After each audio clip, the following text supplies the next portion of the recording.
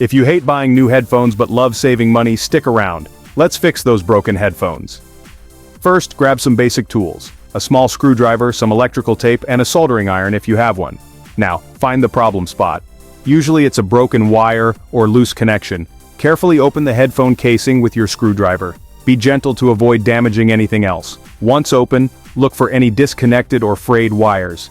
If you see one, twist the ends back together. If you're using a soldering iron, carefully solder the wire back in place. No soldering iron? No worries. Just twist, tape, and make sure it's secure. Close the casing and screw it back together. Give your headphones a test run. Sound good? Great.